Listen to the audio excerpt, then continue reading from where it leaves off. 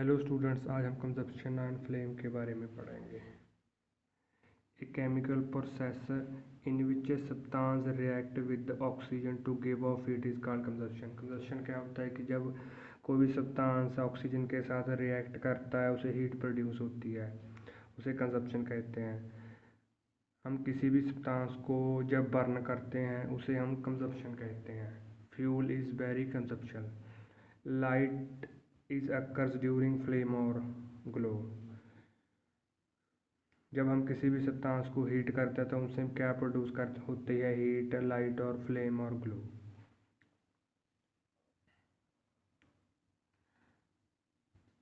के बाद a person is covered with a blanket when a person catch fire to cut oxygen contact with a fire. जब क्या होता है कि किसी पर्सन को फायर कैच कर लेता है तो उसमें क्या होता है कि हम ब्लैंकेट के साथ कवर करते हैं उस पर्सन को। वो ब्लैंकेट क्या कर देता है?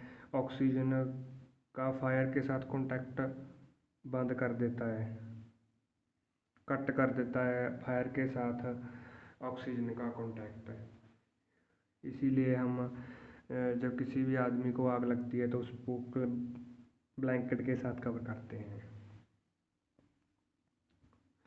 The lowest temperature at which the substance catch fire is called ignition temperature। जब कोई भी सब्सटेंस इजीली फायर कैच कर लेता है अपने लोएस्ट टेम्परेचर पर, उसे हम इग्निशन टेम्परेचर कहते हैं। जिस सब्सटेंस का लो इग्निशन टेम्परेचर होता है वो इजीली कैच फायर कर लेते हैं, जैसे कि kerosene oil ignition temperature is low as compared to wood। जिस सब्सटेंस का इग्निशन टेम्परेचर लो होता है वो इजीली कैच फायर कर लेते हैं, और जिसका इग्निशन टेम्परेचर हाई होता है वो इजीली फायर कैच नहीं कर सकते, जैसे कि एग्जांपल है कैरोसिन ऑयल और would. Ignition temperature is low the substance can burn easily. जिस सब्सटेंस का इग्निशन टेम्परेचर लो होता है वो इजीली बर्न हो जाते हैं। इसकी हम एग्जांपल लेते हैं, जैसे कि पर में पानी डालते हैं और उसे आग लगाते हैं तो उससे क्या होता है कि in the presence of water the ignition temperature do not reaches to the object।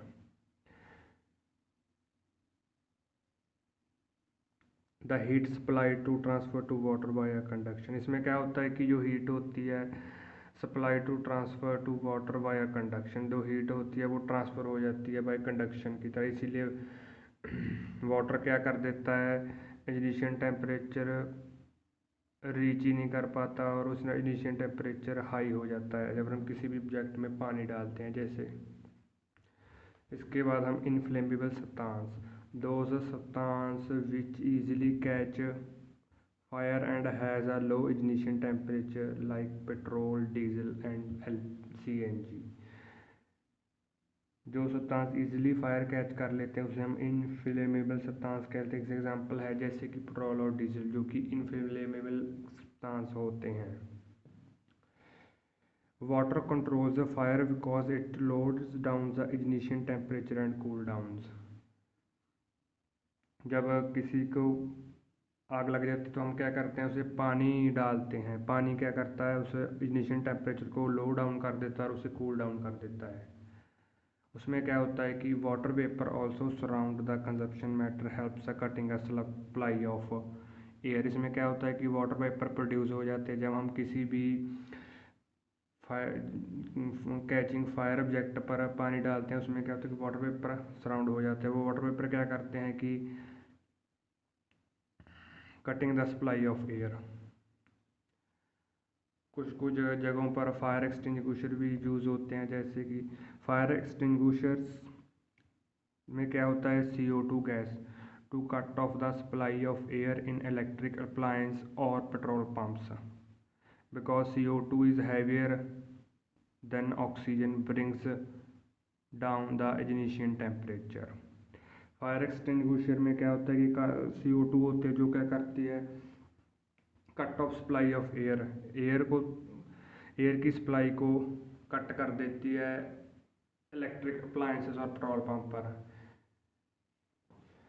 क्योंकि इलेक्ट्रिक अप्लायंस पर पानी, पेट्रोल पंप्स पर पानी काम नहीं करता। अगर हम पानी डालेंगे तो आग और ज़्यादा बढ़ जाती है, इसलिए हम फायर एक्सटिंग्विशर यूज़ करते हैं, जो क्या होता है कि ऑक्सीजन से ज़्यादा हैवियर होता है, जो टेम्परेचर को डाउन कर देता है।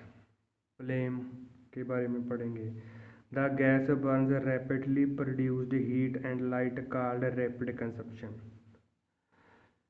एग्जाम्पल एलपीजी, वो गैस जो इजीली हीट और लाइट प्रोड्यूस कर देती हैं, उसे हम रैपिड कंजप्शन कहते हैं, जैसे कि एलपीजी।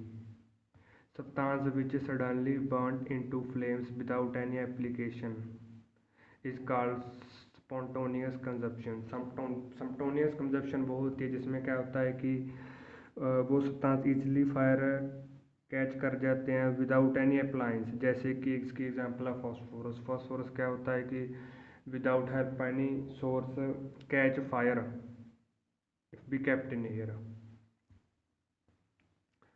तीसरी है when A cracker is fired it produced a sudden reaction of heat light and sound and gas called explosion.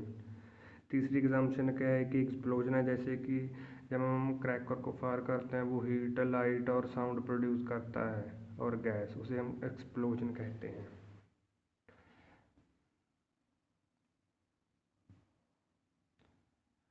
इसके बाद क्या है स्ट्रक्चर ऑफ फ्लेम। ये फ्लेम का स्ट्रक्चर है। जो आउटर पार्ट होता है, आउटर मोस्ट पार्ट है फ्लेम का, वो हॉटर पार्ट होता है, उसका कलर क्या होता है ब्लू होता है। जो मिडिल का पार्ट होता है वो मॉडरेट हीट होता है, वो इतना ज़्यादा गर्म नहीं होता। और जो बीच वाला पार्ट होता है नीचे वाला, वो लीस्ट हॉट, वो हॉट नहीं होता, उसका कलर ब्लैक होता है, वो इनर पार्ट होता है फ्लेम का।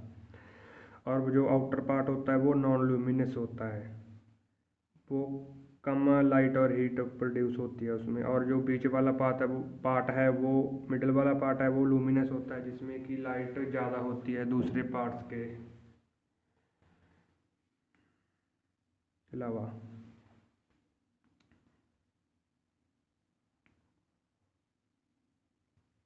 Substance which vapor during burning give flame, example kerosene and molten wax। Substance जैसे कि कैरोसिन एंड मोल्टन वैक्स क्या करते हैं, जब हम उसे बर्न करते हैं तो उसमें कुछ सब्सटेंस वेपराइज हो जाता है, वेपराइजेशन हो जाता है।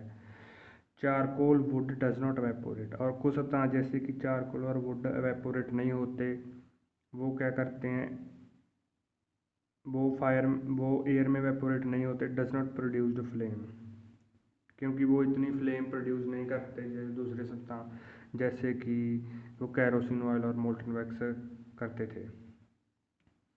Non luminous zone is a high temperature.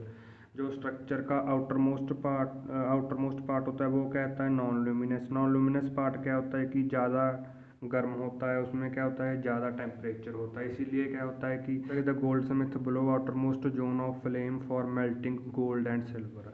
जो गोल्ड स्मिथ क्या करता है, जो आउटर मोस्ट पार्ट होता है फ्लेम का वो यूज़ करता है गोल्ड और सिल्वर को मेल्ट करने के लिए।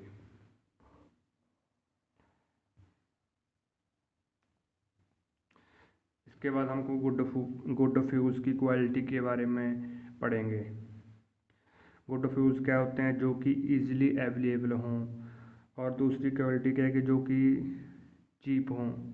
तीसरी क्वालिटी है कि the burn easily in the air, जो ईजिली एयर में बर्न हो जाते हैं। और चौथी क्या है कि the produced large amount of heat, जो फ्यूल्स क्या है कि large amount of heat produce करें।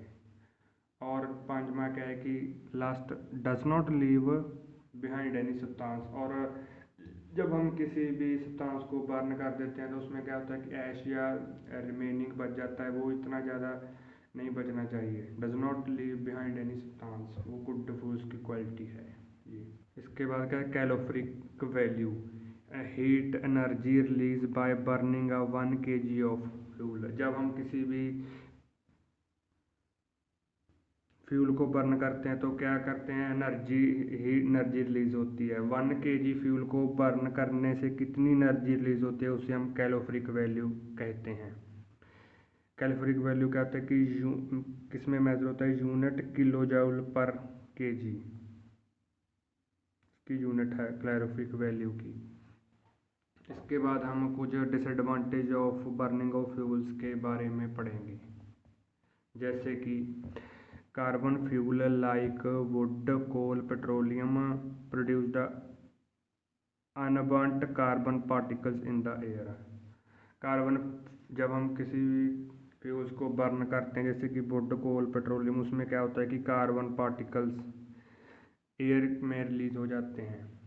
दूसरा, इनकम्प्लीट बर्निंग ऑफ फ्यूल्स, जब ये फ्यूल्स क्या होते हैं इनकम्प्लीट बर्निंग के साथ क्या करते हैं, gives a carbon monoxide CO2 which is poisonous gas.